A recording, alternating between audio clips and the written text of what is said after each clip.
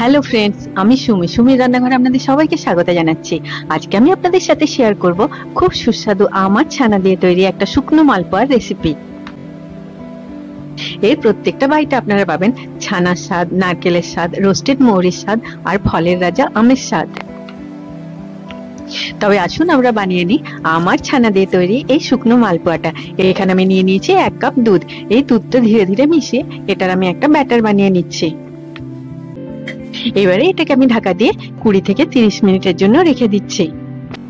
ছানাটা থেকে জলটা বার করে দিয়ে আপনারা ছানাটাকে থেসে থেসে মেখে নেবেন যতক্ষণ না ছানার টেক্সচারটা এরকম স্মুথ হচ্ছে। তারপরে ব্যাটারটার মধ্যে দেবেন। এই ব্যাটারটাতে গুড়ের পরিমাণ একটু বেশি দেওয়া হলো, কারণ এগুলো শুকনো মালপোয়া হবে, রসে ডোবানো হবে না। আপনারা আমার চ্যানেলটিকে সাবস্ক্রাইব করতে ভুলবেন না, আর পাশে থাকা বেল আইকনটি নিশ্চয়ই প্রেস করে দেবেন, তাহলে আমি যখনই নতুন কোনো ভিডিও আপলোড করব তার নোটিফিকেশন ঠিক আপনার কাছে পৌঁছে যাবে। আশা করি আপনারা দেখেই বুঝতে পারছেন যে মালপোয়াটা কত সুন্দর ফুলেছে। দেখুন মালপোয়ার রংটা কত সুন্দর হয়েছে, আর চারদিক মম করছে সুন্দর আমের মালপোয়ার সুগন্ধে।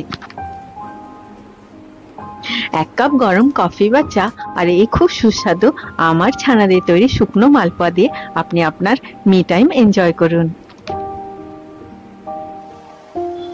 সবাই খুব ভালো থাকবেন। আবার আপনাদের সাথে আমার দেখা হবে আমার নেক্সট ভিডিওতে। Take care.